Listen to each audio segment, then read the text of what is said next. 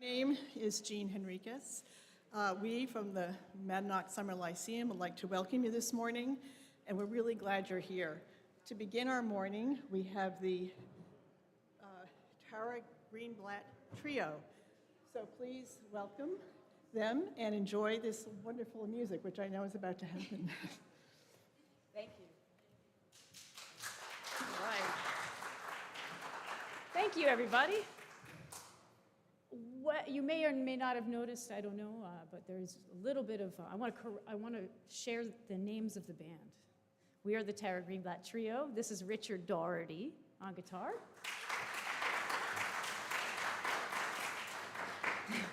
Ramsey Thomas on the bass. And I'm Tara. Thank you. I just want to begin, it doesn't feel right to not begin with a land acknowledgement. Peterborough, New Hampshire is located in the Ndakina, the ancestral homeland of the Abenaki, Pennacook, and Wabanaki people. I want to take a moment to vision what is below our feet. These ancestral grounds, these stolen grounds, under colonial pressures, coercion, duress, and destructive inequality, are now where we live. So since we're nuanced, intelligent humans, we can hold all that. It's our responsibility to hold all that. And as compassionate humans, to acknowledge. So thank you.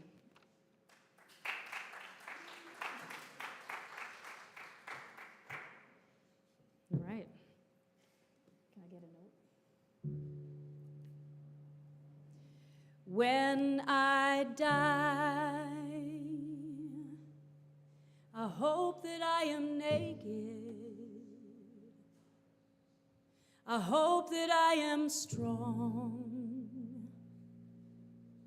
I hope that I am praying. Oh, when I go,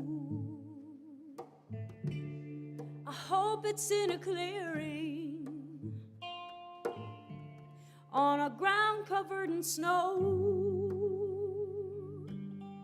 When I'm 100 years old,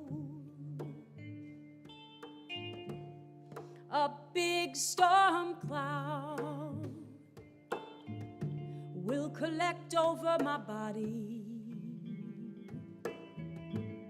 and crack itself wide open with thunder, rain, and lightning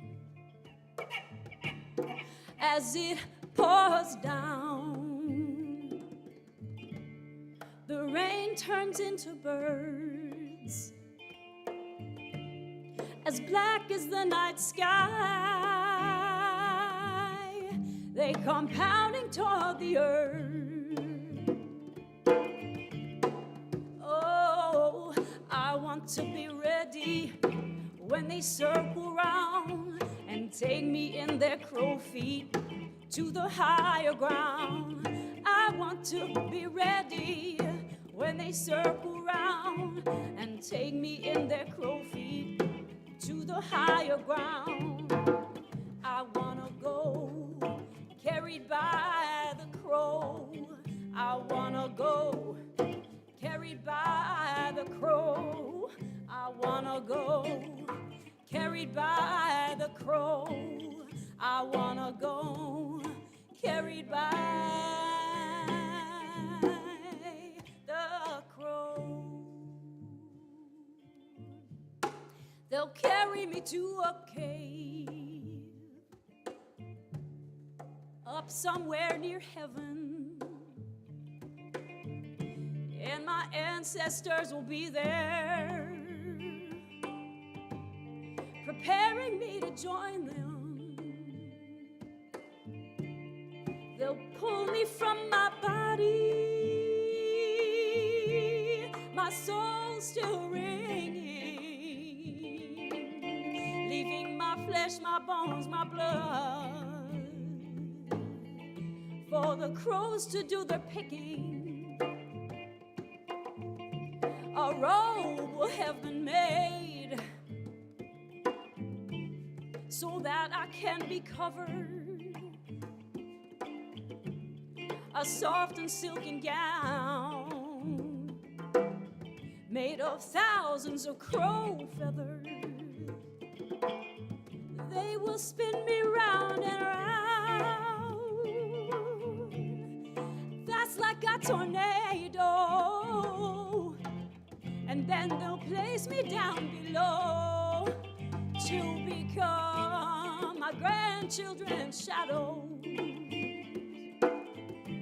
Oh, I want to be ready when they circle round and take me in their crow feet to the lower ground. I want to be ready when they circle round and take me in their crow feet to the lower ground. I wanna go carried by the crow. I wanna go carried by the crow. I wanna go carried by the crow. I wanna go carried by the crow.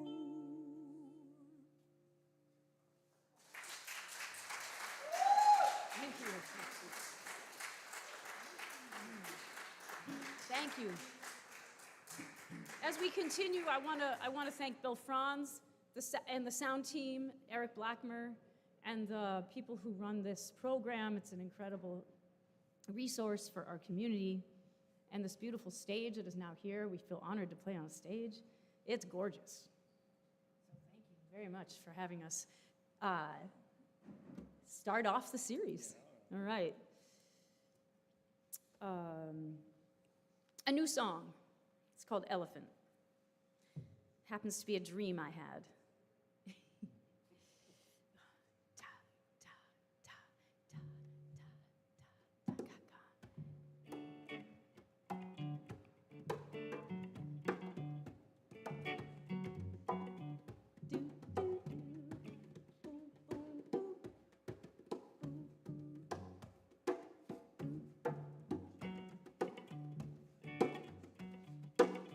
Boulevard of neat trees, upscale brown stones, everything immaculate in neat and tidy rows.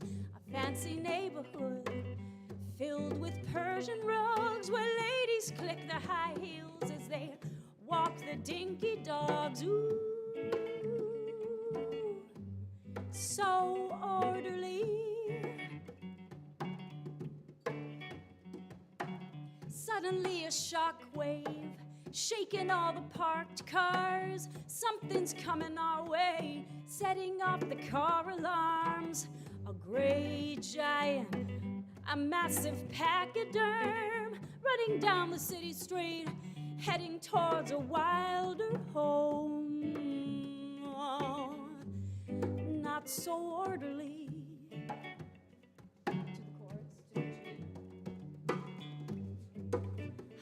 Oh, you leave this all behind. Go ahead and make a mess. I wanna rewind.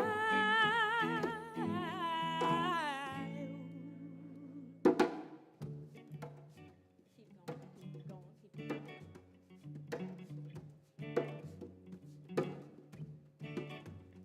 Oh, men drop their kale shakes, women drop their groceries. She's putting pavement into chunks, no more neat and tidy. Her massive frame swaying side to rippling side. A white Mercedes pops its tire. She hip checks a street light. Ooh, break it all.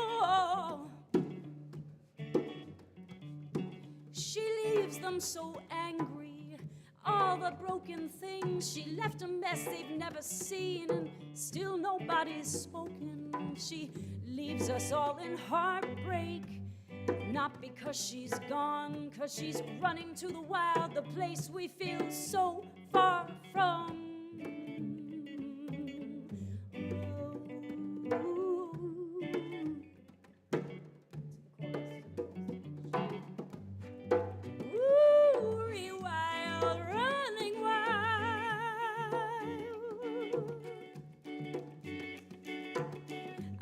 join you and leave this all behind.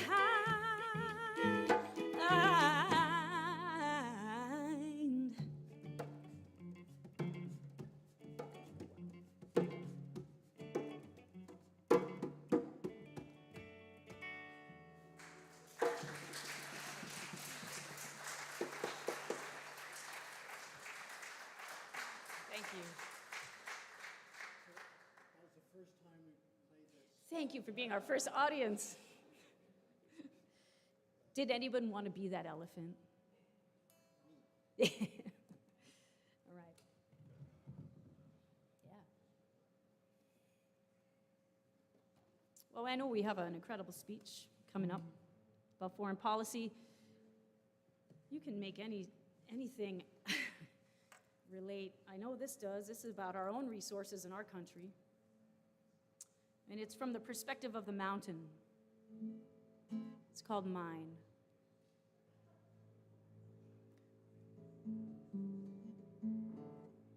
Real quick, because I care. All right.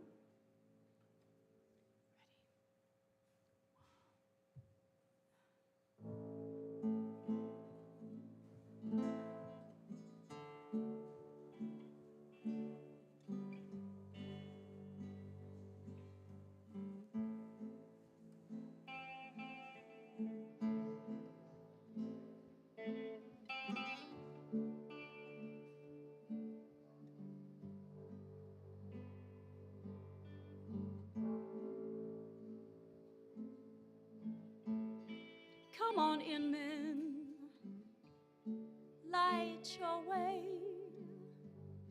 This is it for you, it's time to pay.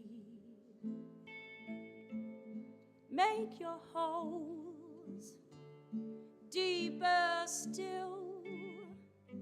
Come in here every day, listening to my hunger pains.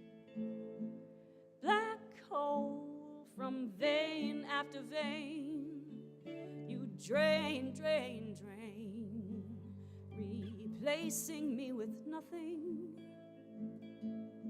Do you pray out loud each day that you walk into my mouth, never knowing, only hoping I'll keep it open and let you back out.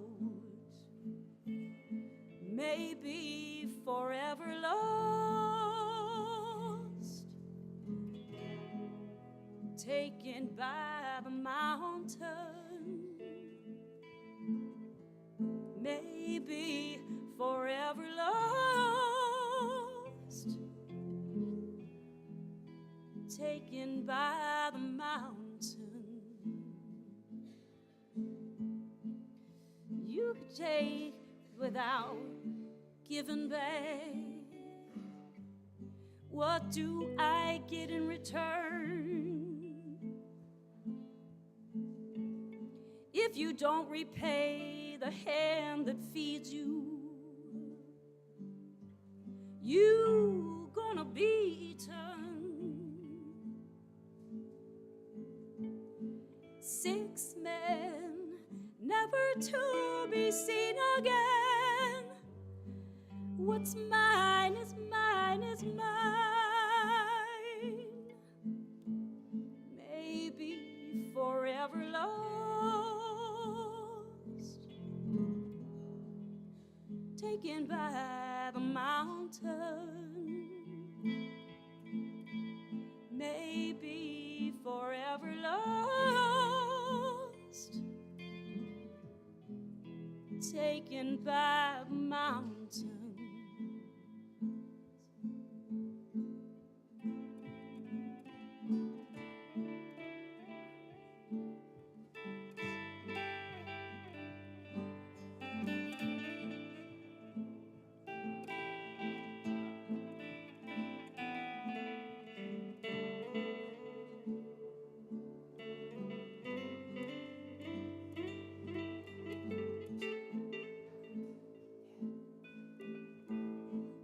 Goodbye, Daddy, have a nice day. Goodbye, husband, go to work, be safe. Goodbye, Daddy, give me a hug. I hope that you don't get swallowed up. Was that it then? Was that what they said? When you went to work, when you turned your head? Sunken mountain, sunken hearts, wives and children, all of us caved in, maybe forever lost, taken by the mountain, ooh, yeah. Maybe forever lost, taken by the mountain.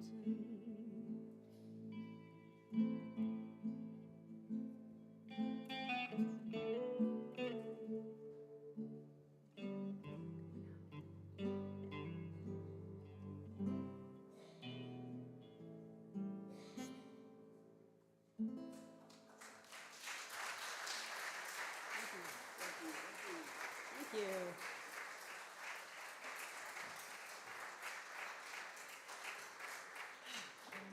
All right. Thank you so much. You guys ready for Flocks and Shoals? We're going to play a song called Flocks and Shoals. Maybe it'll cool you off a little. We're in the air, and then we're going down into the cold ocean. All right. Whenever you're ready.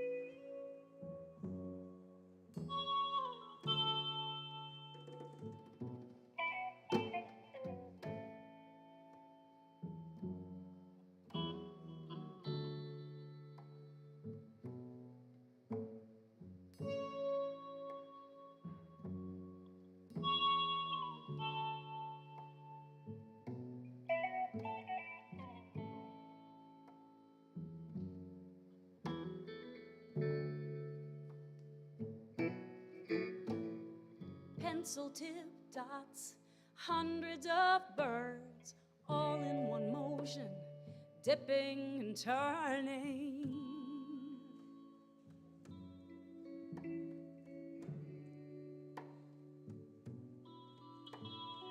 Black and white cards thrown into the wind, flapping their wings in perfect unison.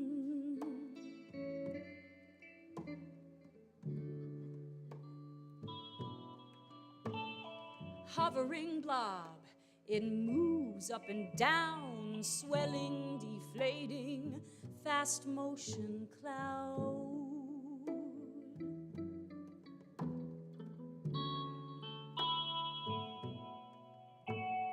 How do they do that? Who is the leader? They're all calibrated to some cosmic meter.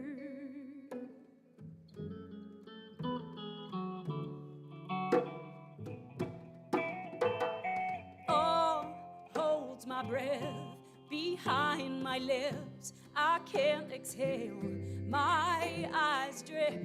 Oh, reverence washes over me. That's what the word holy means. That's what the word holy means. That's how the word holy feels.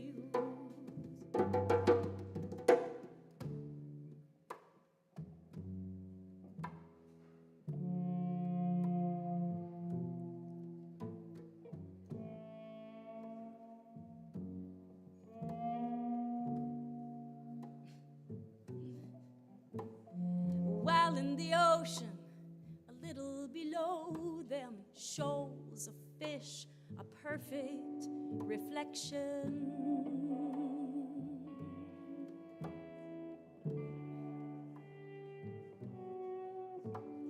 Glitters suspended in wave after wave.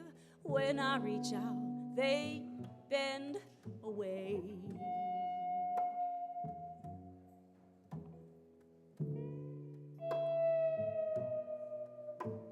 Shards of shattered mirror floating, crazy water, disorienting.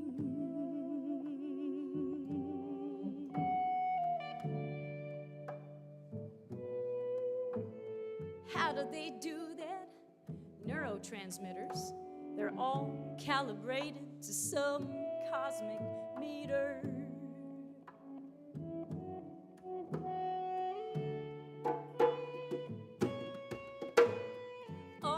Holds my breath behind my lips. I can't exhale, my eyes drip.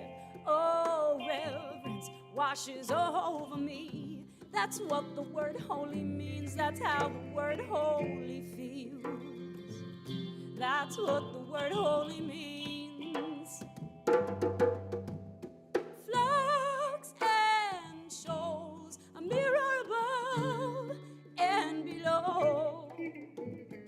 Flocks and shoals, a mirror above and below. Flocks and shoals, a mirror above and below. Flocks and shoals, a mirror above and below.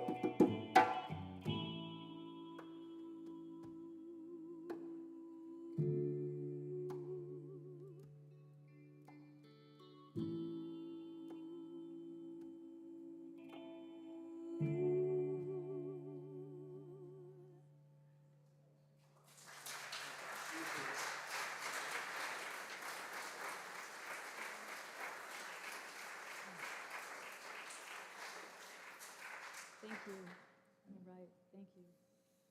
You feeling pretty good out down here? Yeah.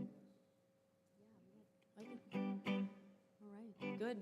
It's a nice full house, I bet. You're very eager to hear this amazing speaker coming up next. We have another new song. And this is I guess I call it the protest song. But it's called Pounding on the Ground. Yes, I am. Right, well, you can join us with your feet if you feel like stomping them with us. I am.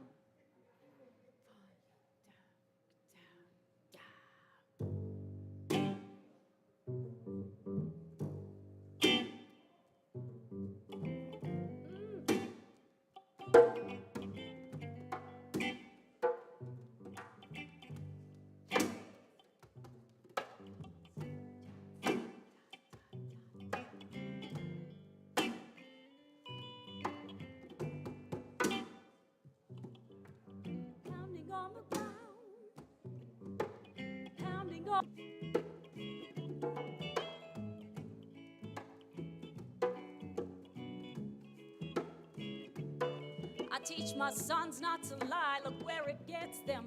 You're on top of the world, in control of the lesser. Get to move the money out of everyone's reach. You get to take the honey from underage bees. You get to black out your names. You get to keep evading.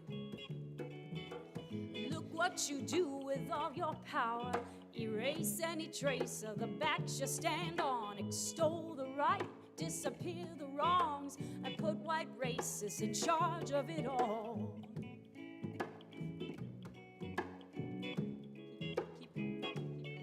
I teach my sons to know the standing in life and all of the resources they have to thrive. And they know that as they rise, they help others up to reach their heights.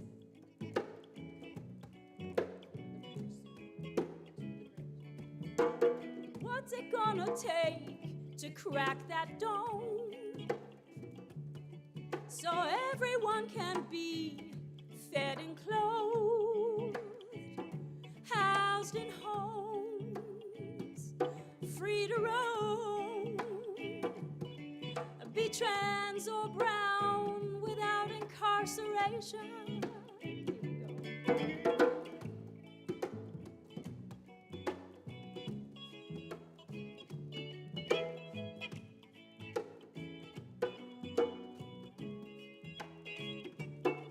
The world comes apart when we're not in sync. If enough people stomp their feet, join the rhythm, drum the beat, we'll bounce those despots right out of their seats. Gather together the air and water, gather grandmothers and gather grandfathers, women and children and men who love them, ancestors too, they know this struggle. Put your bare feet onto the ground, draw up her power, the earth loves sound. Stomp your feet to the beat, pound loud. Send a sonic boom to make them all fall down.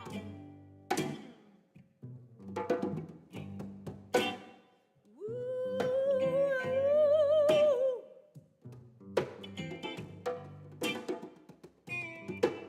Pounding on the ground with my bare feet. Pounding on the ground, won't you join me? Pounding on the ground with my bare feet. With my bare feet, I'm not alone. Pounding on the ground with our bare feet. Pounding on the ground. Pounding on the ground. Here we go. Pounding on the ground.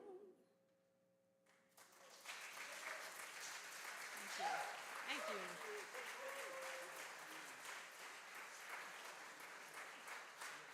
Thank you. We're all set. I want to thank you. I think we're good. We're going to get our stuff off the stage and make space for our amazing speaker coming up. And I want to thank you so much for listening and having us to open the season, 2026 Lyceum. Thank you.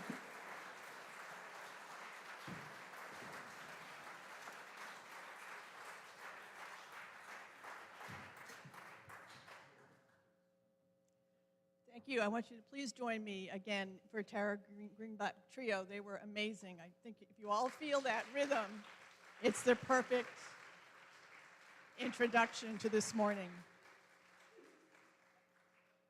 I just have a little housekeeping that I want to do while they're cleaning up. Before I introduce our speaker and moderator, I want to say how deeply grateful we are to our 2026 season sponsor, Microspec Corporation, and for the generous support of the Lyceum season. We also want to thank our today's speaker sponsor, which is the Peterborough International Affairs Forum, and whose support makes this morning's program possible. And to the many individual donors and members who are sitting here in the audience, we really appreciate your generosity. It's really what helps keep us free and open to all, and we're really very, very, very grateful. And this morning, I'd like to introduce and welcome today's speaker, Bob Beck, who will speak on why foreign policy matters, and today's moderator, Carl Kaiser, who will introduce Bob and guide our question and answer portion of the morning. We are really grateful for both of you for being with us. Carl.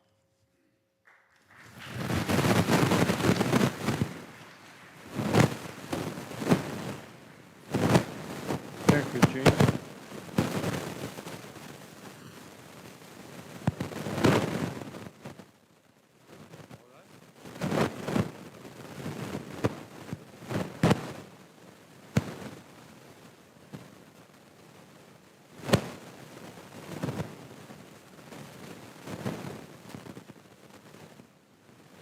Good morning, everybody. I'm Carl Kaiser. I am your moderator today. I'm a retired.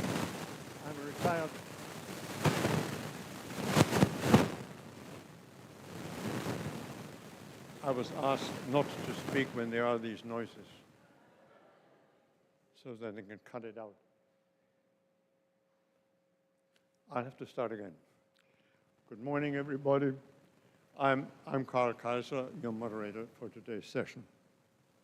I'm a retired professor at the Kennedy School of Harvard University, and of Bonn University in Germany. It's my pleasure to introduce and welcome you today to the Monadnock Summer Lyceum with today's special guest, Robert Beck.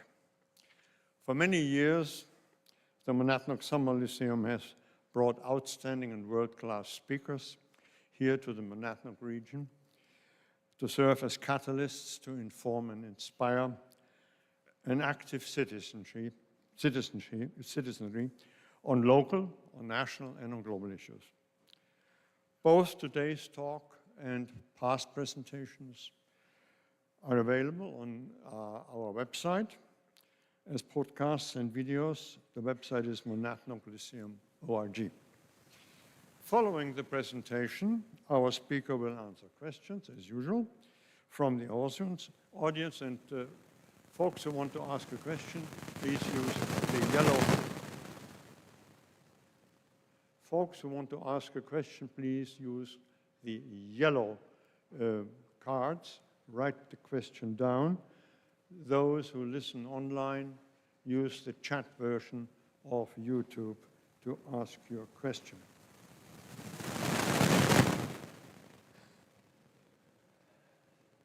The Monadnock Summer Lyceum is supported entirely through donations and contributions from our audience and community members. We deeply appreciate your contributions, and they may be placed in the glass bowl at the entrance of the church and the entrance of Parish Hall. Those listening at home can donate on our website. And thank you for your generous contribution. I don't know. This one.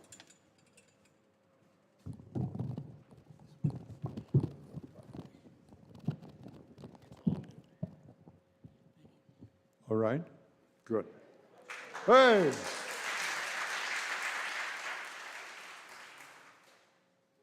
Those of you who want to make some feedback, please use the green card in your pews. Write down your comment and also your email if you want to get on our list or email list. Please drop the green card into the glass bowls that you find outside. For those online, please use the website. After the program, as usual, we invite you for an informal reception here in the Parish Hall on my right. Now, our speaker today is Robert Beck, and Robert graduated in international relations from Maryland University and Boston University and has served in the US government for 30 years in multiple and often very difficult assignments in foreign countries. He is now a non-resident senior fellow in the Foreign Policy Research Institute and a lecturer at Keene State College. His regular contributions to the Monadnock lecture transcript are very much appreciated by many of us who read the ledger. Like myself, he is a founding member of the steering committee of the Peterborough International Affairs Forum, which sponsors this talk and which meets every first Thursday at Mariposa Museum across the street and which is open to the public. You are invited. Now, Bob, the floor is yours. Why foreign policy matters.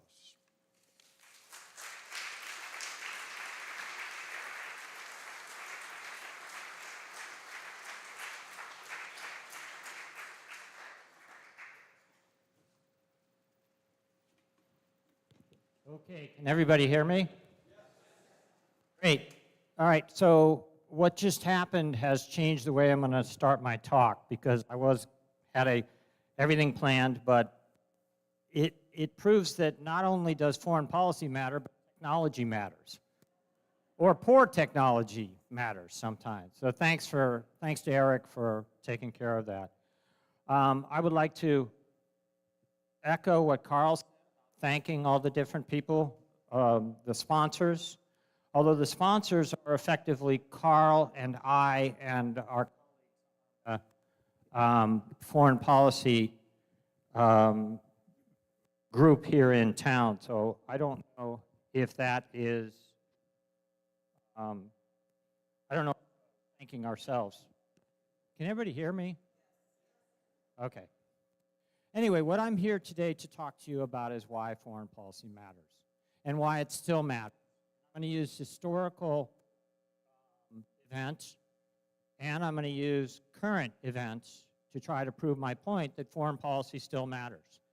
Now, I'm doing this a little different than those of you who have come to lyceums in the past are used to somebody up here standing high, speaking down at you. I'm going to try to do it a little less formally. So bear with me. We'll see how this works. Anyway, I'm going to start by involving you. And I'm going to involve you by give you a statement. And I would like you to raise your hand if you agree with that statement. And the statement is, George Herbert Walker Bush was a competent and successful practitioner of foreign policy. Anybody agree with that? I think most of us do. He dealt with two of the most consequential issues in the second half of the 20th century. The number one was the collapse of the Soviet Union and the Warsaw Pact, and he did it very competently. It was essentially bloodless, except for Romania, and Romania is different, but we're not going to worry about Romania. So he accomplished that at the same time that he led and prosecuted a war to push Iraq out of Kuwait, and he put together a coalition of over 30 countries that participated in the combat phase of the first Gulf War. Remember that, over 30 countries, because I'm going to come back to that. Why do I bring up George Herbert Walker Bush? Because he only served one term. And what that says to me, at least partially, is that foreign policy is not that important to the American public. It's not as important as it should be, I would argue. He lost to a young governor out of the state of Arkansas who was a total neophyte when it came to foreign policy. You may say that's a good thing or a bad thing. I think it's true. The point of the next 30 minutes or so is to try to explain why foreign policy is important. It's important to us. It's been important, and it will continue to be important. I'm going to look at this issue from basically three prisms, three perspectives. From a security standpoint, from economic consequences of our foreign policy, and from the value standpoint. So in the security standpoint, and when I talk about security, what I mean is war, peace, stability, instability, nuclear proliferation or non-proliferation. All these issues affect our economic well-being. They affect our ability to travel. They affect the amount of immigrants that our country may face. They also affect our ability to work with other countries in a multilateral way to deal with transnational issues that affect everybody. Terrorism, narcotics trafficking, immigration, disaster relief, climate change. We're going to talk about climate change more. That's what I mean when I talk about security. I'm going to use two examples from relatively recent history, and when I say recent, let's say 60 years. I'm going to use two current examples to explain how our foreign policy in the security realm can affect our lives. Let's start with Vietnam. Terrible tragedy. Right away, 58,000 Americans died in Vietnam, and God knows how many Vietnamese, Laotians, Cambodians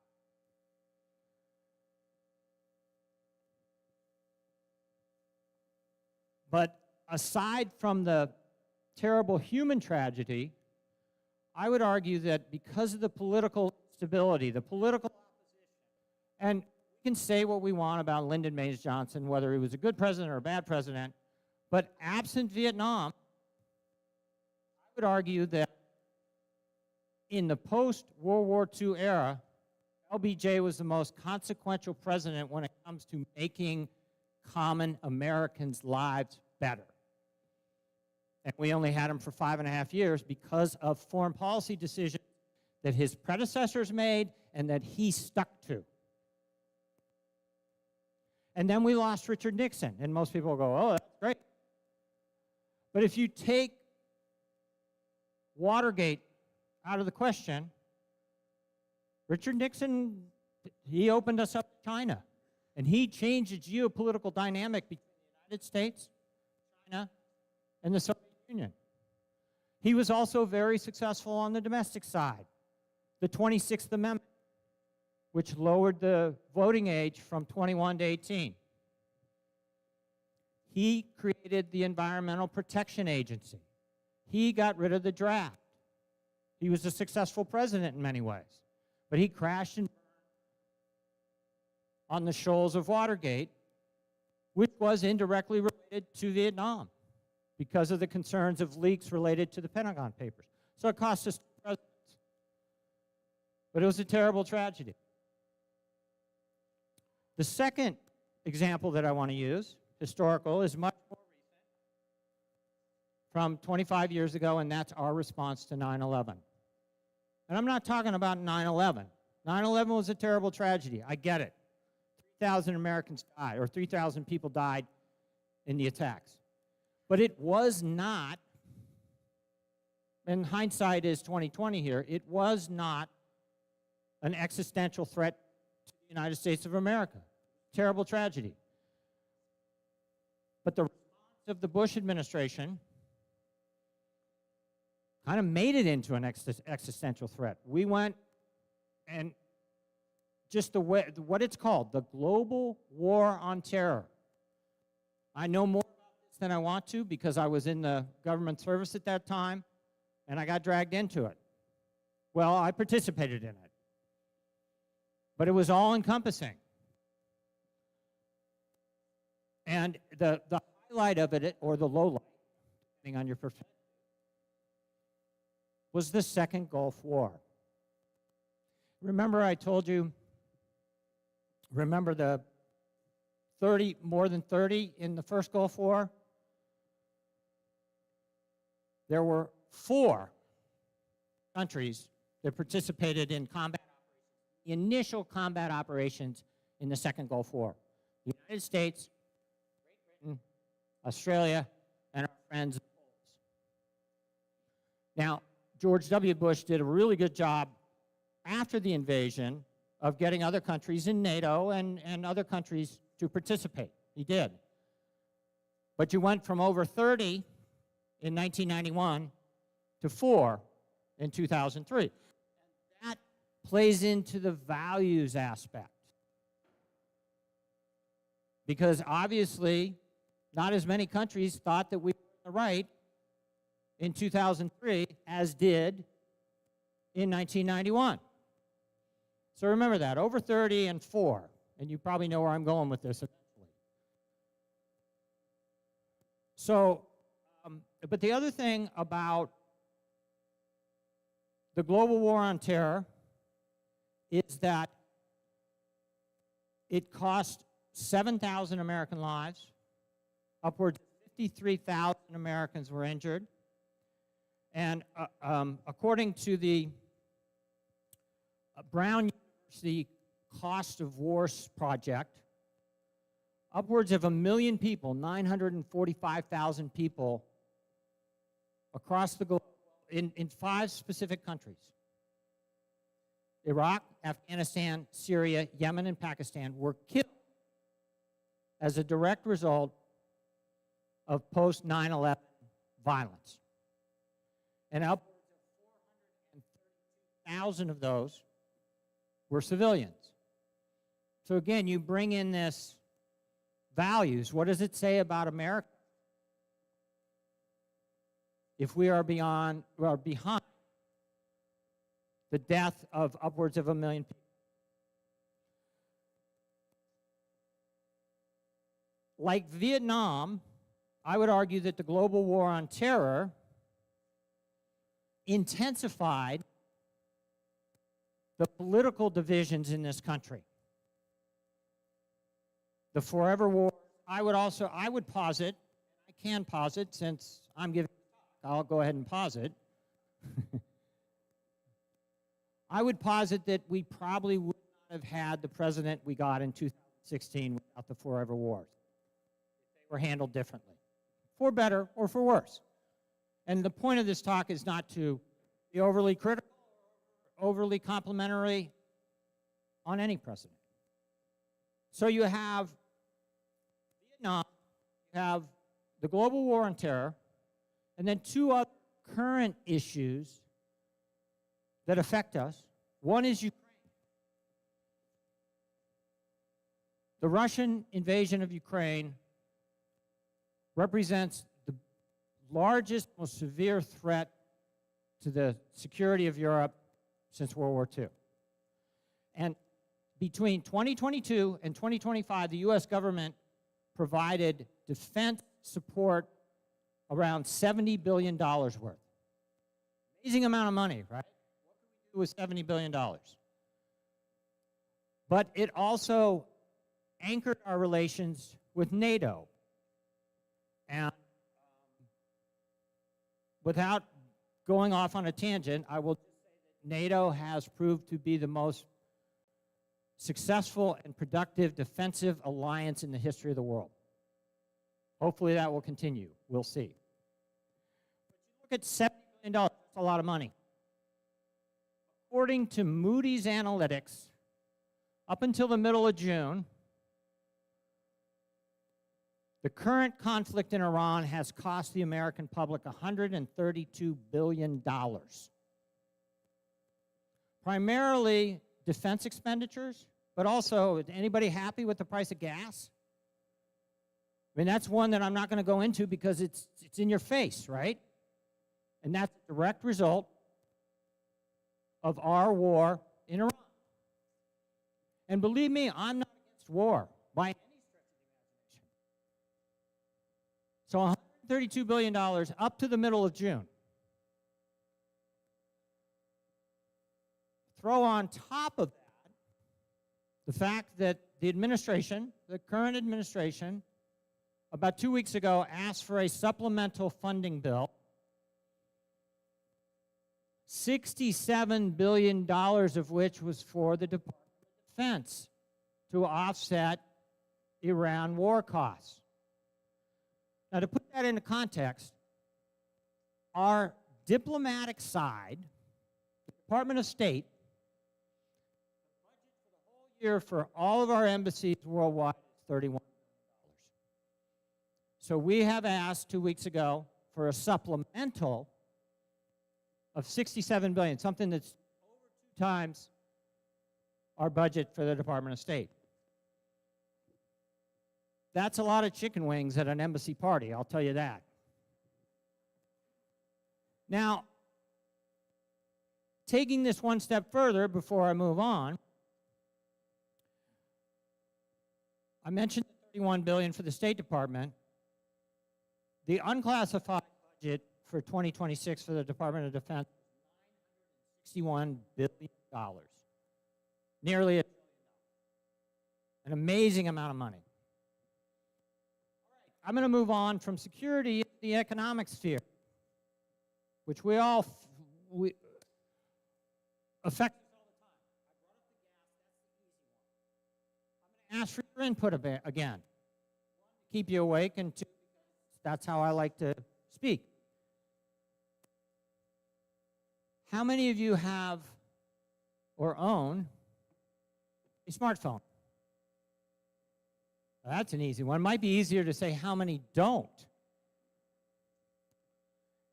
Why do I bring this up? Because the smartphone, I would argue, is kind of the microcosm of the interrelated nature of the global economy. Smartphone is designed in California It's built in China and Vietnam, and probably soon in India as well. It has high-end processors from Taiwan. It has cameras and OED elements from Japan and South Korea. And it has other specialized sensors from Germany and Switzerland. So it is quintessential global product. And why I bring up cell phones is that the cell phone is a representation of the technological future, if you will, of our economy. And that technological future, in many ways, is based on a secure and stable supply of rare earth minerals and rare earth elements. Right now, the United States is way behind the 8 ball, if you will, with respect to rare earth minerals. Many rare earth minerals and rare earth elements are critical in defense applications, in renewable energy, all the wonderful digital toys that we use. Can everybody hear me okay? Okay. Okay. Okay. All right. So, rare earth elements are critical in the, I think that might be the issue. No.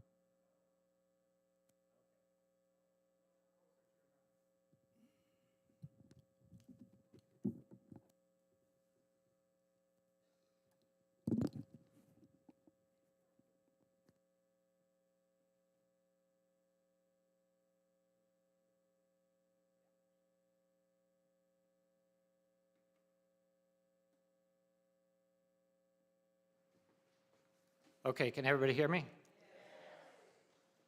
You should have said something earlier.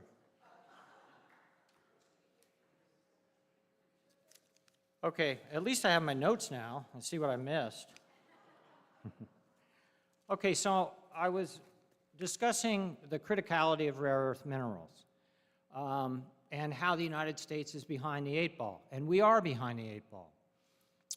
And a couple statistics support that, in that China is the lead, has the lead globally on both the mining and processing of rare earth elements.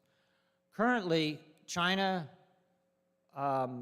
controls roughly 60% of the global mining of rare earth elements and a staggering 90% of the processing and refinement of those elements. So it's a fascinating paradox that our defense, the health of our defense sector and our technical sector, in other words, the economic drivers of the future to a certain extent, in those we are controlled, or we are beholden to our #1 peer competitor, China. And that is something that the current administration actually understands, and they realize, and they are working on it. I don't know that I agree with how they are working on it necessarily, but they are.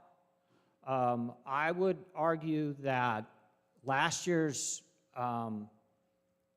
drama about whether Canada was going to be the 51st state or we were going to invade Greenland, if you peel the onion on those, it's about natural resources and access to rare earth elements. So this is an issue that is critical for the future. America needs to develop and sustain reliable, diverse supplies for all the natural resources and rare earth elements that it needs for the economic, our economic development of the future. And I mentioned the cell phones. A couple other areas of economic development that America is currently leading in are artificial intelligence, AI, and biotechnology. A third one, renewable energy, we are woefully behind. We were doing pretty well, and we all know what has happened, that it's been kind of put on hold. I am personally not particularly pessimistic on that score because I think that eventually we will get back to being a major player in the renewable energy world. But as of right now, 25% of America's electricity is sourced to renewable energy, or to renewables. China, it's about 35%, but they have the capacity to go up to 60%. Most European countries are at 50% or greater, with our friends the Danes producing upwards of 80% from their renewable energy. Now, if we come closer to home, New Hampshire, we are actually an exporting state. We export goods and we import goods.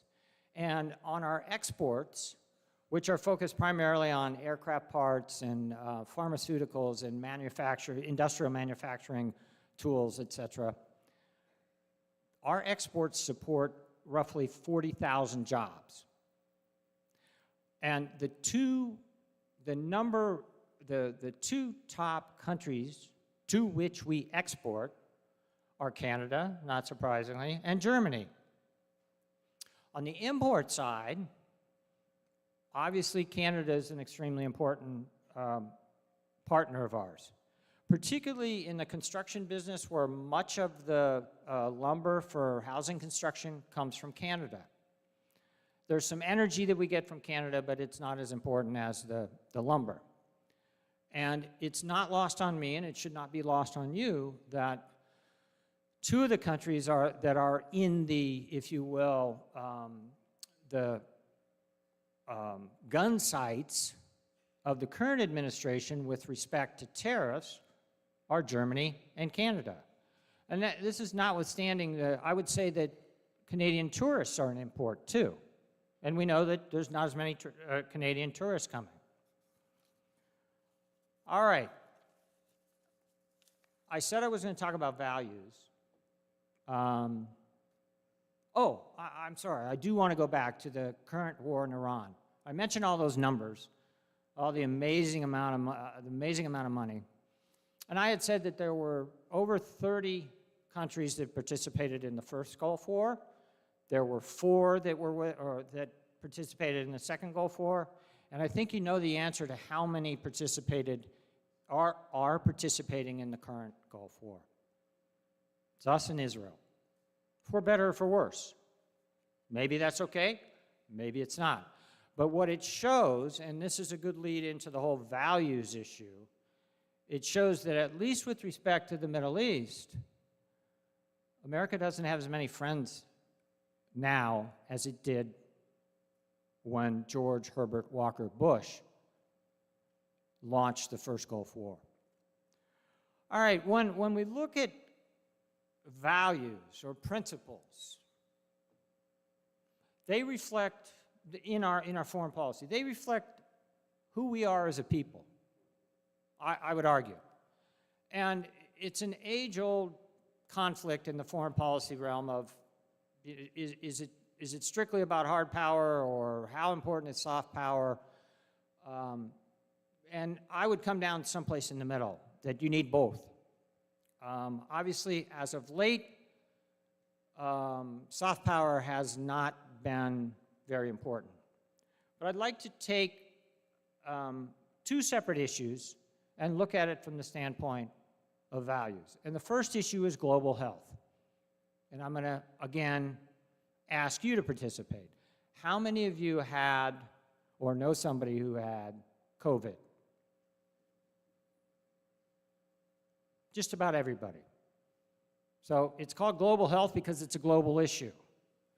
And we cannot close our doors to what happens in the Congo or what happens in, who in God's name knew of Wuhan, China, before COVID broke. So, but I would argue that during the COVID outbreak, because we were still invested in the global health infrastructure, we were part of the World Health Organization, we were supportive of USAID programs across the globe that supported global health.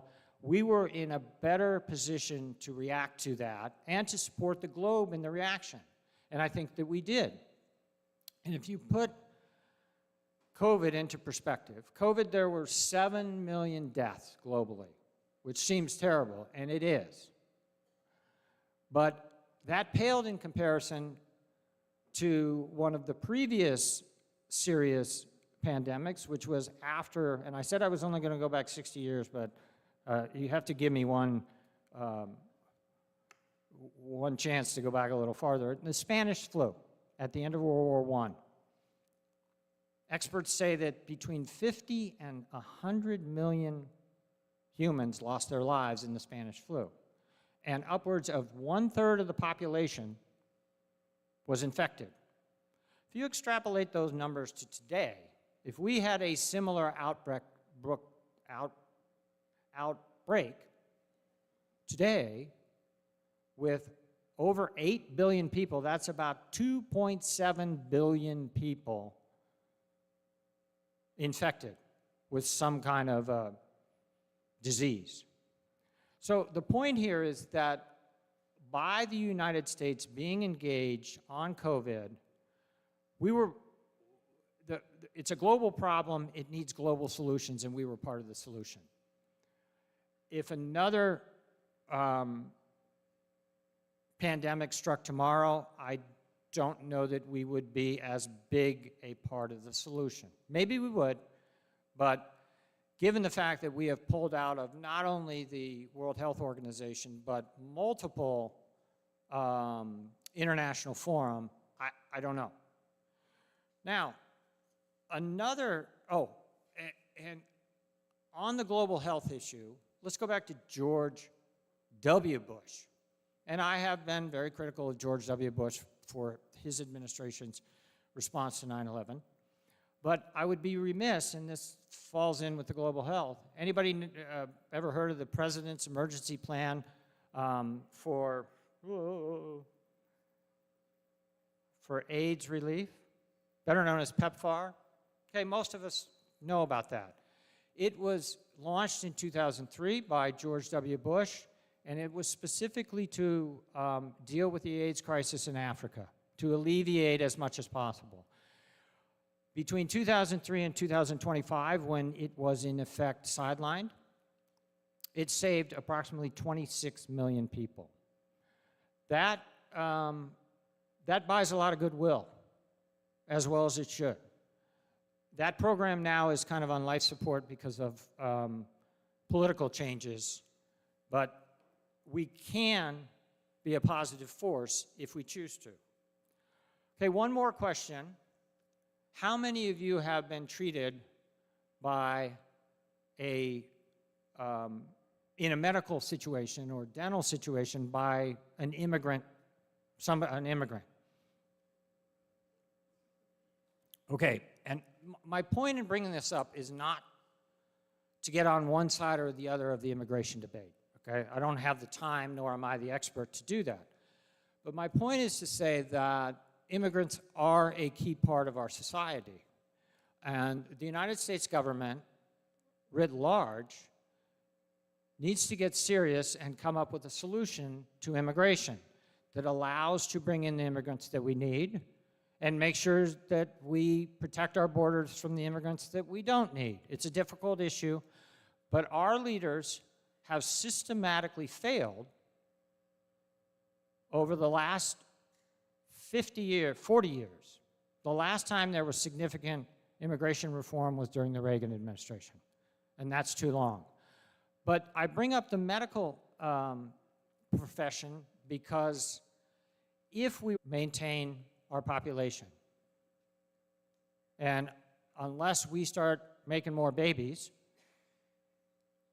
we're going to need immigrants. because we're all getting older, and how do you provide for a growing elderly population with a reduced worker population? It's a difficult question. All right, and both of these issues, the immigration issue and I would say the global health issue, they play into how the world views us. Who are we? Is America a welcoming, compassionate, open society that wants to be part of the solutions to global problems that we're all going to face? Or do we want to change and close our doors and hope that those transnational problems, whether they're global health, climate change, and climate change will affect us all. It's already affecting us all. We just went through 3 of the hottest days, and Europe, over the last 10 days, has set, across Europe, all-time records for heat. And I'm not here to say that we've caused it or it's a general whatever. I'll let the scientists argue that. But it is clear that the climate is changing. It's getting more extreme. And it's a global problem that requires global solutions.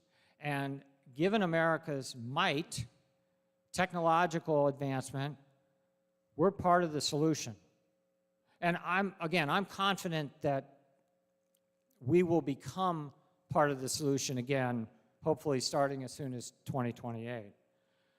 So, in closing, as we celebrate our semi-quincentennial, everybody get up and say that 3 times fast. No, I'm just kidding. Don't do that. That'd be ugly. In celebration of our semi-quincentennial, and I have practiced that. You got to practice that because you're only going to use it once in your life, I think. Anyway, I digress. In celebration of that, I think that all of us as responsible citizens in our country, we need to understand that there are connections between what our country does globally and the effects that those actions on the global scene have in Peterborough, New Hampshire, or in Bedford, New Hampshire, or in fill in the blank. And I think by understanding those connections, you will become better informed voters and hopefully elect officials who are best prepared to face the foreign policy challenges of today and of the future. Thank you for your time, and I look forward to taking your questions.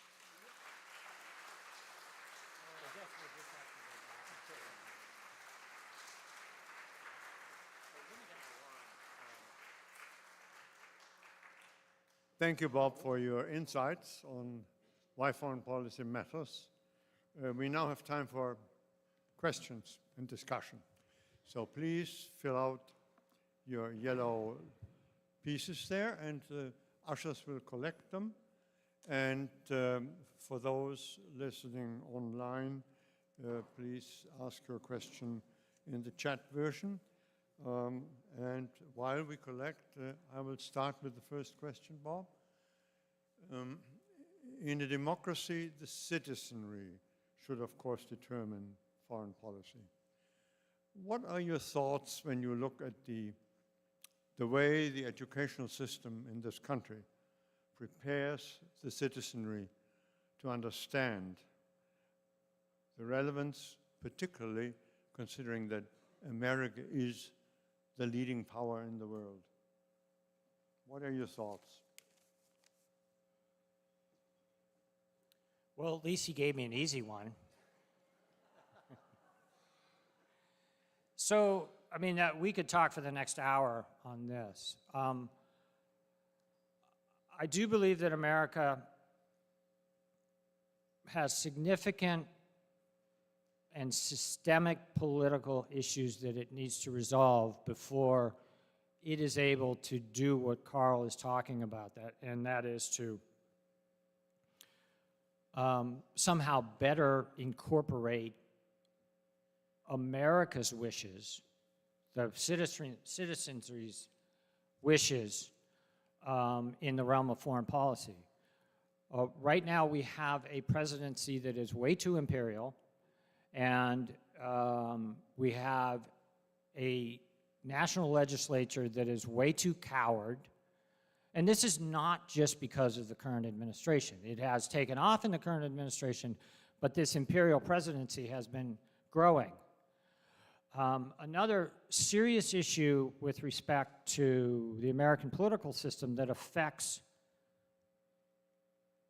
the common citizen's ability to affect foreign policy is that the American political timeline is so short that it's a short duration, and foreign policy tends to be a longer-term process. You really need to have a agreed-upon strategy. Foreign policy was easier during the Cold War. We knew who the bad guys were. They were the Soviets. They were the communists, and not the communists that are being talked about right now. They were the bad guys. They had the nuclear weapons, so it was easier to get a bipartisan agreement of what the main challenge was. We no longer have that. We had it for a while immediately after 9/11. It was radical Islamic terrorism. But that has gone away as well. So it's a multifaceted problem, Carl, I would argue, that we also need more engagement like this, where people talk about foreign policy and people make their views heard, and that they are able to understand the implications that good foreign policy and bad foreign policy have for their everyday life. But it's a steep hill that we're pushing up, Carl.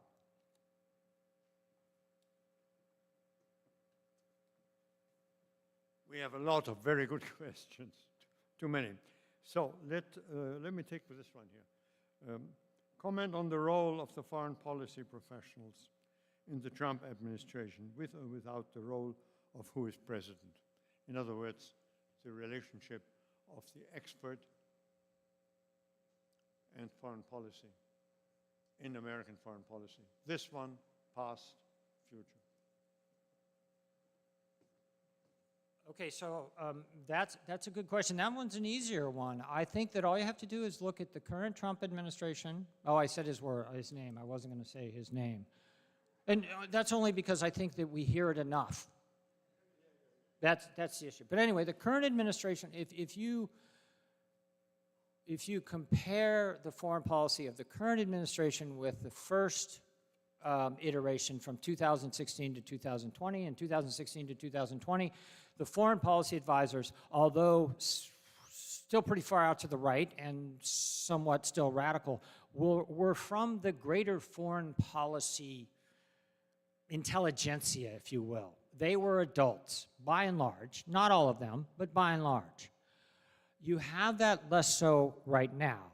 I think that the Secretary of State is a legitimate foreign policy expert. I don't certainly agree with all of his policies, but he is. Other than that, I am very concerned about the quality of the individuals that, the officials, the senior foreign policy officials that the current administration has advising the president. And I think that shows, personally, in some of the crazy talk about Canada and about Greenland. I'm of the opinion that the president would be much less unpalatable if Susan Wiles just took away his phone and cleared every speech he said.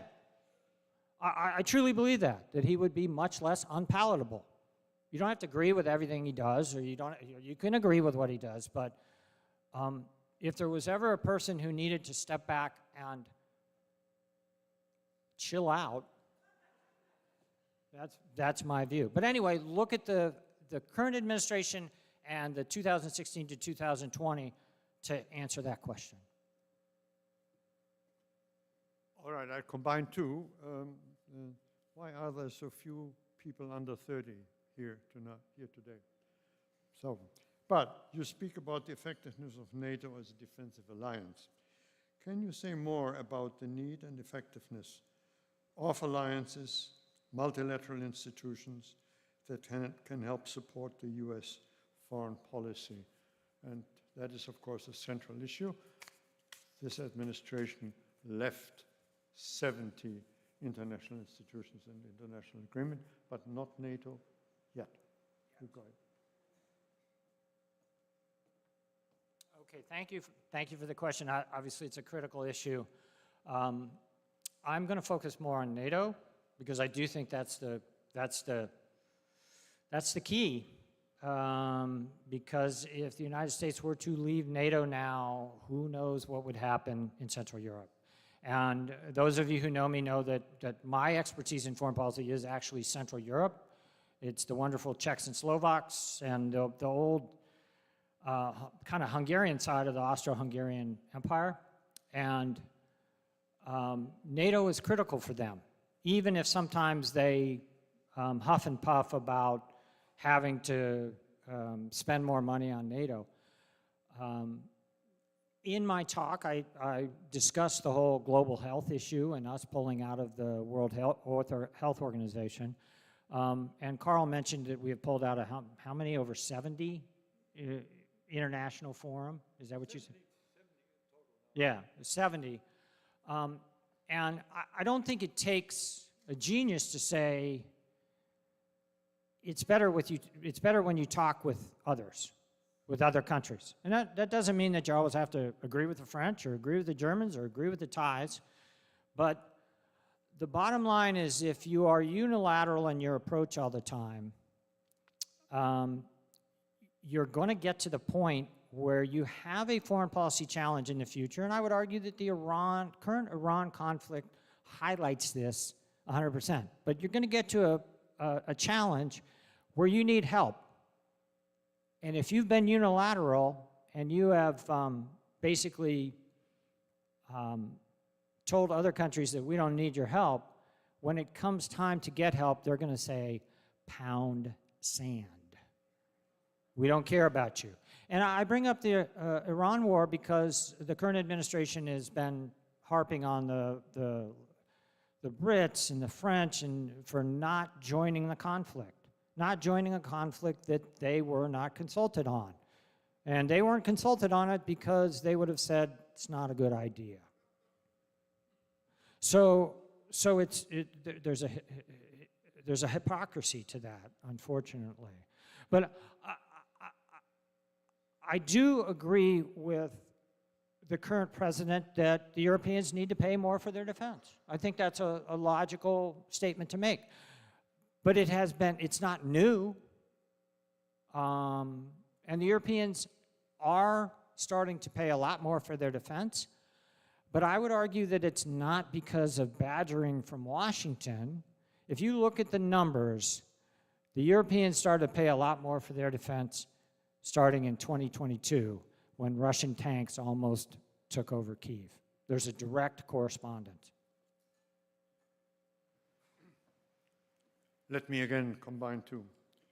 What's your take on influence campaigns, foreign and domestic, designed to divide the United States on foreign policy and other issues, including, of course, straight disinformation that is spread? And the other one is a very loaded one. Can you comment the demise of democracy in our country and its relationship to foreign policy? And how do you expect us to be part of the global health and global social issues with it says here, a dictator in power?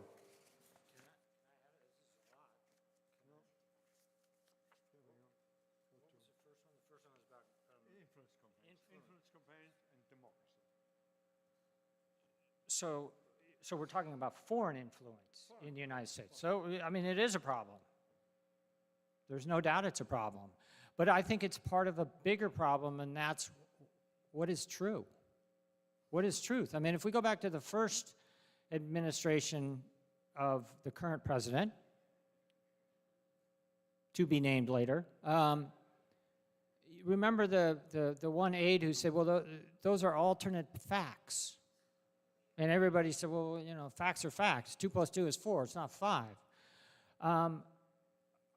Part of the problem with foreign influence is that foreign influence succeeds more when the populace is susceptible to that influence, I would argue. And foreign influence is not new. It's not as if the Russians and the Chinese are the only people who are doing it. The United States has done that in the past through intelligence sources to try to influence elections abroad. Now we're doing it by sending our vice president to campaign for certain candidates, which is a huge change. I think that foreign influence in elections or in our democracy is more a function of our weakness than their strength, personally. Okay, and the second one was about the health of democracy, or how foreign policy affects the health of democracy. So it does affect the health of democracy, and I'll go back to my talk. In, I would say, Vietnam, and then intensified with the global war on terror and the forever wars, I think that started to break down some of the political unity on our foreign policy. It divided the country between people who were quote-unquote patriots because they always supported our militarized foreign policy, and those who stood back and said, well, wait a minute, maybe bombing a country is not the best way to get them to do what we would like them to do. Maybe we can use soft power. Maybe we can use economic inducements. Maybe we can sit down and talk to them. But I do think that the current political instability in this country is at least partially caused by the consequences of our foreign policy over the last 50 years. I believe that wholeheartedly. I think it's much more complicated than just saying it's because of foreign policy. There are a lot of things that play into it. The media. What happened to Walter Cronkite? I would love to watch Walter Cronkite on the news, but you can't get straight, unvarnished, non-politicized news. Or I can't get any. I have to go to the Brits to get that. But it's a difficult issue, but it is partially caused, I believe, by our country's foreign policy. Here's my last question, and both of us have to be brief. Somebody asks about the impact of what happened to the civil service in this country, and how can it rebuild, State Department, etc., Doge. Can you comment that? So this is a serious consequence of the current administration. And I served in the government for over 30 years. My wife and I served across the globe, and we served with some of the most dedicated people that I have ever met, people who put their lives on the line all the time. Does that mean that every civil servant is that way? Absolutely not. There's always a lot of fat in a bureaucracy, but there's fat in Google, in all bureaucracies. But more than cutting the civil service, the thing that concerns me is politicizing our civil service, particularly on the foreign policy side, and that's what I'm a student of. But politicizing our intelligence agencies, politicizing the Department of Defense, where we're firing generals who have been dedicated military men or women for years because of their views on this or that. the negative consequences will be immediate, and they will be potentially long-term unless we can turn this around. So, yeah, we can hire more people to work in, in post-2028 in the Department of what's ever left of the Department of Education, or you fill in the blank. But politicizing those core security functions of this country is dangerous. Well, thank you, Bob, for your insights. Please join me in thanking him, and please come and join us for the reception.